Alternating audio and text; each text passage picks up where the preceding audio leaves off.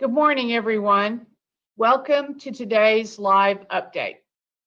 I'm Chancellor Donde Plowman, and we're here to talk about what's been happening in the last few days related to COVID. We have seen a significant rise in the number of active positive cases. I am confident in our ability to manage through this, and I also want to be clear. We expected an increase at the beginning of the semester as we brought students back, and we are seeing it. But these increases also can't continue unabated. Let me repeat that. The increases cannot continue. And it's going to take all of us to make sure that we bend that curve. This morning, we're going to talk about our rising case count, the strain it is putting, particularly the sudden rise, on what we're doing and what we're doing about the strain on the resources and what we need from everybody, every stakeholder that's part of this community. We will get through this, but we're in it together. So we have been getting a lot of questions related to Greek housing, and we will talk about why we are seeing clusters specific to Greek housing and how we're trying to address that. We have 7 clusters, and you'll see that in a minute. As a preview, it's partly due to the close communal living styles of those houses, which is what makes it an attractive living place for students who are a member of those organizations. We will spend the last part of today's update with Brian Browning, who is Executive Director of Auxiliary and Support Services. And he's going to answer some of the questions we've been getting about dining on campus. And as always, I'm really pleased to be joined by Provost John Zomchik and Dr. Spencer Gregg. So let's go over today's case count and isolation data. I remind you again, like I do every time, that this information is on the coronavirus website, and it is updated every weekday morning. So you are looking at the cases for September 3rd. Those cases reflect the cases we had at the close of business yesterday. So there you go. Look at that steep increase since August 31st. We currently have 369 active COVID-19 cases. 363 are students and 6 are employees. I want to put this in some sort of perspective because 1 week ago we had 153 cases. We have to stop that upward trajectory. The good news on this, the only good news on this graph is that our faculty and staff line is completely flat. So that's really good news. But we've got to work towards bending that curve and stopping the upward trajectory. I want to begin, Dr. Gregg, with you. In general, what are our contact tracers finding that's contributing to this sharp rise in cases? Thank you, Chancellor. It's good to be with you this morning. In answer to your question, most of our recent positive cases still tie back to the events that occurred over the preceding couple of weeks, and it's primarily related to group gatherings, such as the large group gatherings that occurred off campus as classes got started, and now close contacts of those attendees who've now become positive. Several have also been associated with group activities such as bid day, where individuals may not have been practicing appropriate health and safety guidance. Many are due to other small group gatherings where individuals have been amongst friends or family, but they've kind of let their guard down, and several are related to some clusters that occurred in sorority housing. All these types of activities have contributed to the increased numbers, and it's really concerning, particularly with the Labor Day weekend. So when we gather without our masks, we're gathering for social reasons and we want to be together socially, but we gather without our masks, we put each other at risk, and that's a large part of why we're seeing the increases. Let's look now at the next metric that we follow. We now have 1,647 people in either quarantine or self-isolation. And let me remind you, quarantine is they're a close contact. Isolation is they've tested positive. So if we look at that number, of those 1,647, 1,581 are students, and it's now about the same number on campus and off-campus residents who are in one form of quarantine or isolation. And again, the employee line is very flat and very low. An additional metric that we show is the clusters. So let's look at that for a second. We now have 7 clusters, as we mentioned at the outset. They're all in Greek sorority houses. And we define a cluster as there being 20 or more close contacts to a positive case that has been identified. So we will put this information in more context in just a few minutes. As these numbers continue to go up from here, it is beginning to strain everyone, and it's going to put a strain on our resources going further. So I want to talk, since we've got people on this call, they're students, parents, faculty, staff. I want to talk to this large group about what we are doing to administratively to relieve some of that strain, as well as what we need from students, from staff, and from faculty. So administratively, we are about to secure an additional hotel that and we'll have it in its entirety, that we can use as additional isolation spaces for people who test positive. We are also redeploying staff to support the added resource needs related to contact tracing, meal delivery, and transportation, as well as data entry and tracking to support students who need to quarantine and isolate. And I really, really, really thank the staff who have answered the call to be flexible. They're stretching their responsibilities, moving from one thing that they were doing into another area, and that's beyond their day-to-day work. So we will need to continue to call on staff across campus, and I know that people will step up as they already have. Also, we are working with our Greek houses and the health department to review plans and facilitate opportunities that will allow people in our Greek houses to quarantine and isolate in their houses as much as possible. We are encouraging them to put together plans where they can stay in their living quarters safely. And we're making progress on that, and I'm really hopeful about that. We're also looking at our dorms to consolidate vacant spaces to use for isolation spaces. This may require some students to move rooms. For some students, between quarantine and isolation, or moving to create more space, this may feel a bit like a semester in motion. It's not easy, but it's how we're going to get through it. So I think if people could just start thinking about that, we can make this work, but we're all going to have to be flexible. And students may move in one space and they may have to move into another. And if they contract the virus, they're going to move into another and then move back to their space. And I hope people can just begin to think about that's okay, because that's going to enable me to get my education this semester, for us to stay here together. We will get through this. We've also hired logistics coordinators to help make sure students who are quarantining and isolating have what they need and are getting where they need to be. So I want to ask Provost Zomchek. I talked a bit about what staff are doing. I talk about what students are going to need to do, and we'll say some more about that. How can faculty help students who are in quarantine or in isolation? Thank you, Chancellor. I too am happy to be here with you this morning. I want to say at the outset that I can't praise our faculty enough for the work that they've been doing throughout the semester, excuse me, to continue to deliver the outstanding instructional experience to our students. They are all very, very hard. The classes that they're leading have exactly the same quality as the classes that they've always led. They're just different. They're not lesser. So a big shout out to the faculty.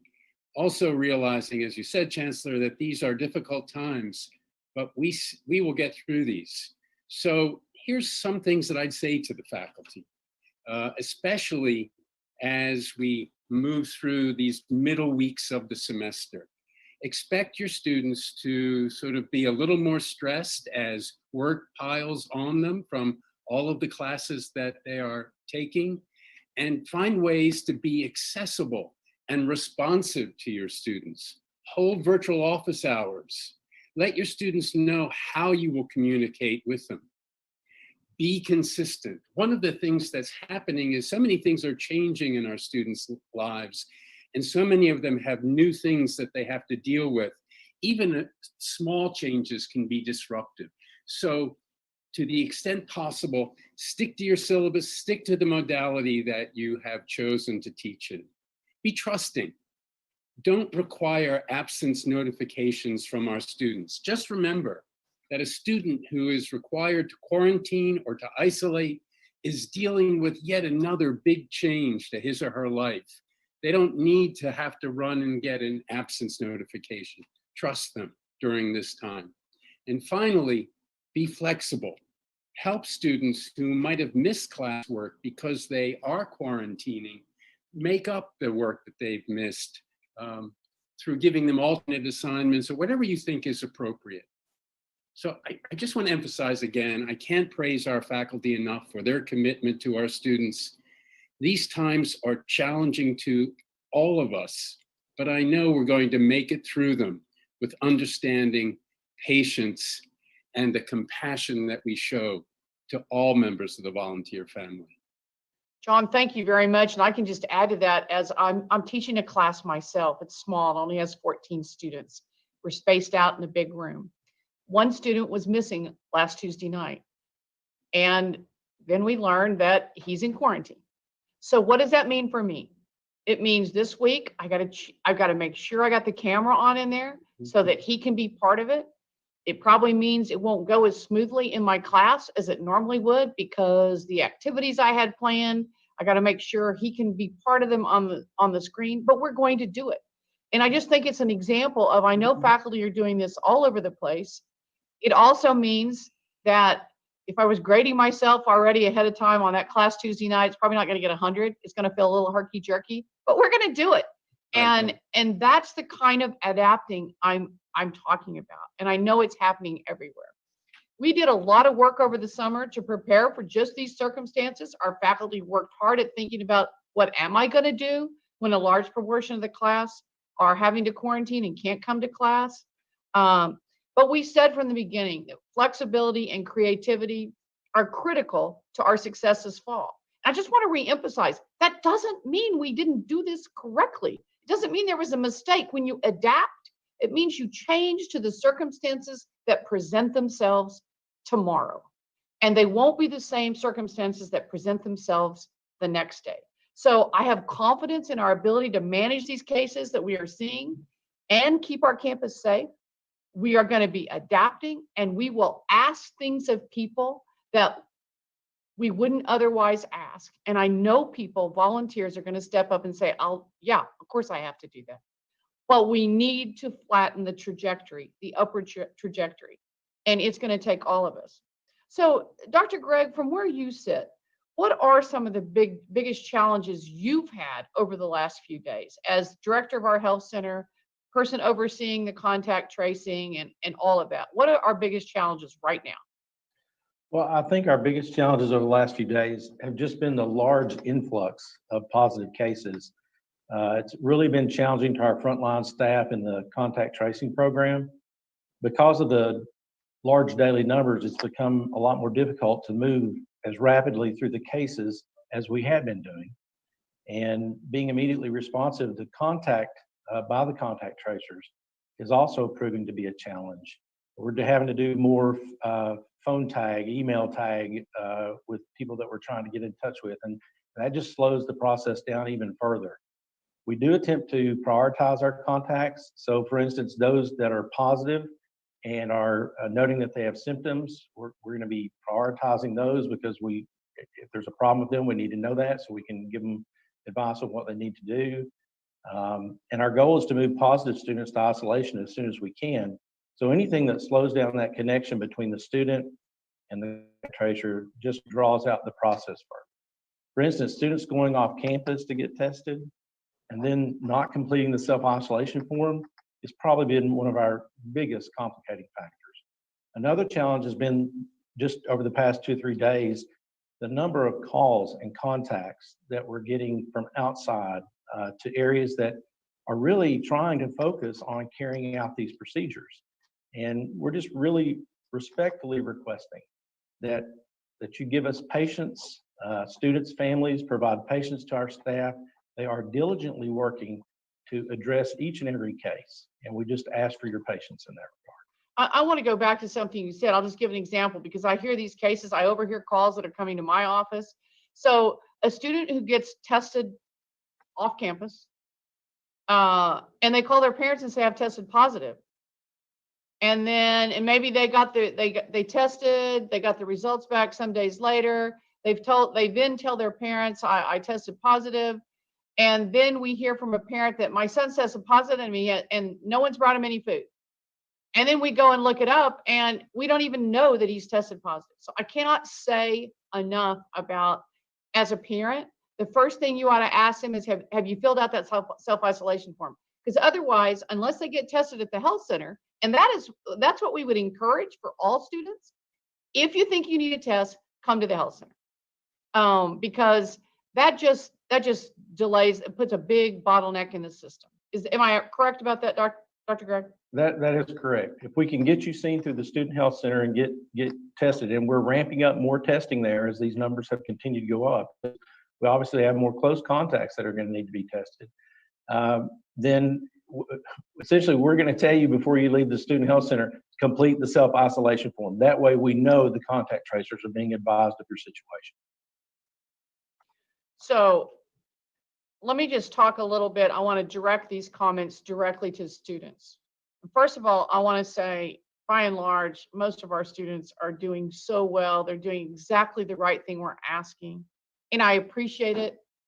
But we just got to keep working at this. And to turn that curve, I'm going to say some things that I think we're at an inflection point to the students, and I want you to hear this correctly. Like right now, this weekend, I'm asking you to change your behavior. If it needed changing, I want you to socialize small this weekend. In other words, just be with a handful of your best friends, and keep your mask on. And if you can't keep the mask on, make sure that you're more than 6 feet away from them. Stay out of places that are crammed with people with no masks on, like bars that I see them out there myself. If people are crammed in there and they're not wearing their mask, you become a close contact of someone.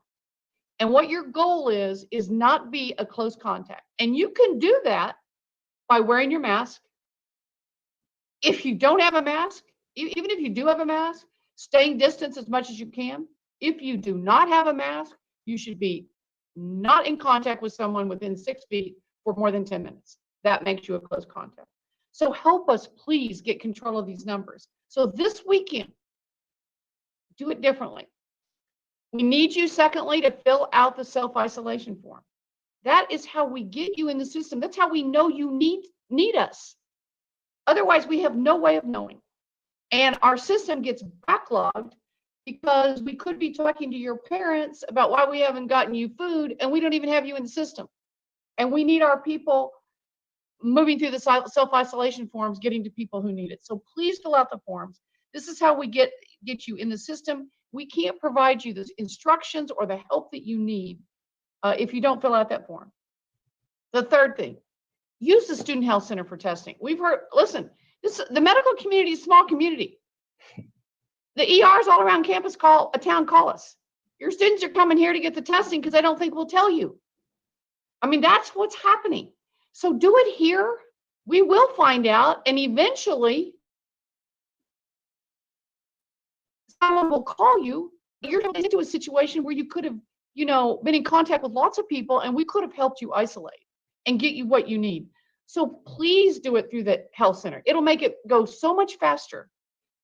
And we have control over those resources and how quickly we can respond. We don't have control over when the health department or when some other agency around campus, how fast they can turn things around. When you quarantine in place, so if you fill out a self-isolation form, if you think you have been in contact with someone, quarantine in place until you get your results back. And then we'll give you other instructions. And quarantining in place means stay in your room, get grab and go, take it to your room, wear your mask when you have to leave the room, be prepared in your room with at least a couple days worth of snacks, clothes, or personal items. If you have been tested and are kind of waiting, You can quarantine in your room safely, but just be prepared. And when possible, we will try to allow students, we know people don't want to be moving around. We're going to try to allow you to quarantine in the room. It's not always possible, but we're working with the health department and trying to make some accommodations to where that can happen. It kind of depends on the circumstances. So to the students, this is what we need you to do, okay? So let me just go back to Dr. Gregg for a second. Almost all the clusters we've seen so far are in Greek housing. Why is this? We're not seeing them in the dorms. Right. The greatest issue with the sorority houses, and that's where the clusters have been showing up, is that they're houses, and houses tend to be smaller in size. They're more compact. They have smaller confined living spaces for a greater number of inhabitants than what a normal house would have. This type of space is great for socialization that it permits in those types of living situations, but it's less than optimal for infection spread and exposure. Also, the style of bathrooms that are in those houses are typically smaller, and they're probably the most contributing factor to why we're seeing the clusters in those areas. So just speak a little bit. So I think you kind of got there, but dorms are different. And just say a little bit more about how dorms are different. So we're not seeing clusters out of the dorms. There are people who've gotten COVID who live in the dorms. We're not seeing the clusters. Just repeat that a little bit more. Right. So again, the sorority and fraternity houses are actually more akin to houses, whereas a residence hall is more like a business space where people occupy a small space with a limited number of individuals throughout the day, and they happen to share a common bathroom at times. Additionally, in the residence hall, the living spaces are greater in size. Most of them are minimally accessible even at this point, and they're obviously less frequently used. A residence hall is less like a house and more like an apartment building. So that's why you tend to see clusters originating from houses more than you do facilities. It has to do with that close communal style of living, which is a really attractive feature for living there. It's also attractive for the virus, is what you're saying. Exactly. So just one more question, Dr. Gregg. So what are other things we must do to get the numbers down? Well, I think the main thing is that sometimes I feel like I'm the proverbial voice crying in the wilderness here, but it does go back to the basics. Avoid close contact with others, avoid being within 6 feet of others, and if you must be within 6 feet of others, make it for as short a time period as possible. And have a mask on.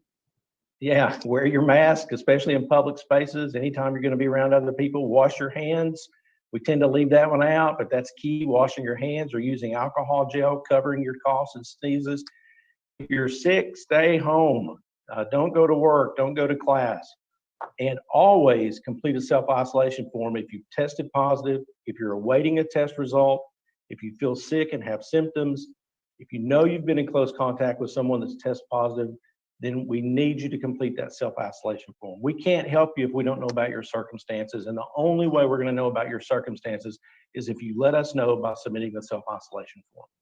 So one more question. Could you say a little bit more about the out of doors? Why is it that all the health experts say the out of doors is so much safer for people? Could you talk a little bit about that? It's just a matter of concentration of the virus that's in the air. And so, you've got wind, you've got wide open spaces, and there's just not as much concentration. So you're less likely to encounter a sufficient amount of the virus that you're going to become infected with. So one of the things students you are starting to see on campus is we've got tents and tables and chairs with chairs 6 feet apart. I encourage you to use that. I see you using the hammocks. If you're not using the hammocks yet, it looks inviting to me. I've ordered myself a hammock, and I'm going to hook it up out there one of these days. But use the tents, use that space. Get your friends and go out under the tent and sit 6 feet apart and have some time together. So the out of doors is so much safer for everyone, and I can't emphasize that enough. And while we have these good months of warm weather, let's use them. So to everyone on the call, we are deeply committed to our students and to helping them be supported. So many of our students are just actively committed to becoming part of this community of volunteers. I see them all the time all over campus. It's going to take all of us. I want to just spend the last few minutes talking now about food, one of my favorite subjects, dining. And we have Brian Browning with us. And we've been getting some questions, Brian, about dining procedures. So let's talk a little bit about, I'm a student, I show up to get food, and it looks like there's a long line in there. What kind of adjustments are we making about lines in terms of getting food? Well, thank you, Chancellor. So in preparations for the start of the semester, we introduced the new Get Food app, which has two components. The first allows students to make reservations at any one of our 3 residential dining halls, and students can schedule their preferred meal periods up to 7 days in advance. So to specifically address some of the issues of long lines right at the start of the semester, we added a 15-minute grace period to encourage students to reserve times other than on the hour. This has helped significantly by not having students show up all at once for particular reservation times, spacing it out more.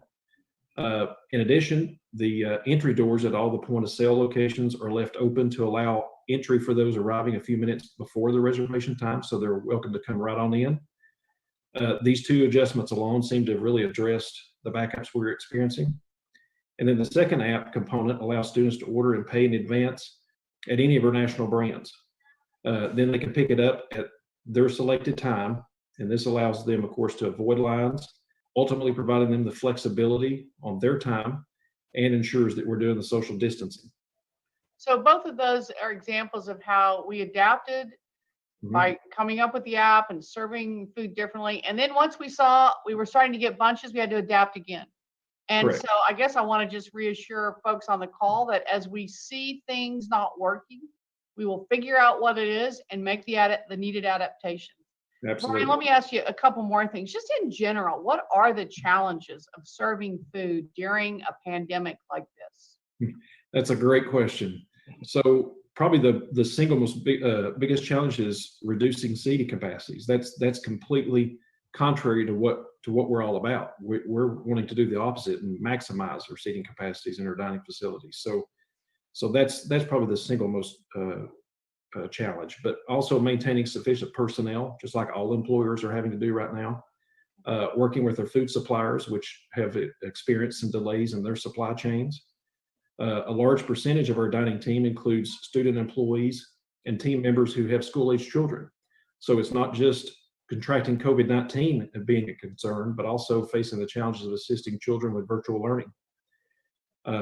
In addition to preparing and serving in our dining facilities each day, we're delivering meals to our students that are in multiple quarantine and isolation housing locations. So this has obviously added an additional level of complexity as these meals have to be safely packaged, and we've needed to bring in additional drivers and delivery vehicles.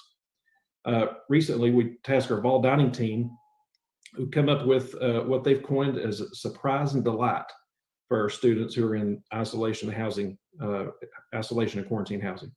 Last week alone with their meal, when it was delivered, they got a water bottle and some hand sanitizer. And beginning next week, we're going to provide a loaf of pumpkin bread. And this is just a way of Vol Dining's way of trying to make a difficult situation a little less stressful. That's great. One last question. So just in sum, what is the best way for students to safely get a meal at one of our dining locations? What do you recommend? I would say first and foremost, Chancellor, as you've continued to remind everyone, make sure to wear your masks when you're not eating and practicing social distancing, which includes not moving. This is difficult for all areas. It's even a bigger challenge for students who are just excited to hang out and eat with their friends. And then second, use the app as it's designed to keep you safe while providing you flexibility with your ongoing schedule. Our dining facilities are safe. They undergo continuous cleaning daily. In fact, I frequent all of our dining locations, not just to ensure our practices and protocols are being followed, but I eat at the locations every week. Okay, that's great. So firsthand knowledge. Well, thank you Yes. all. Our time is about up. I want to thank everyone for your time today. We are managing through. This is a difficult rise in positive cases. And a number of our students in isolation, out of our 30,000 plus students. You saw the numbers today. We're over 300 in positive new cases. We can get these numbers down. I know we can. but we've got to work at it together. And it's hardship for every single one of us. And probably in some ways, especially for our students. I want to also say the same thing I said on Tuesday. One of the ways we'll get through this is with an abundance of grace. And I'm asking people to be generous with grace. We're all in this together. We're working at it. We won't get every single step correct, but when we continue to work at correcting every mistake that we've made, if we have, and try to make things better. So I thank everyone for their attention, their efforts. I thank all the students for the way so many are adhering to what we need to do.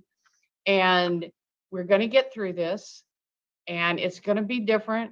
Students may be moving around a little bit more than they want to, but this is volunteer country. This is Tennessee. And we're looking forward to a great fall, and let's go Vols and start thinking about September 26th. How's that? When we beat South Carolina. Thank you all.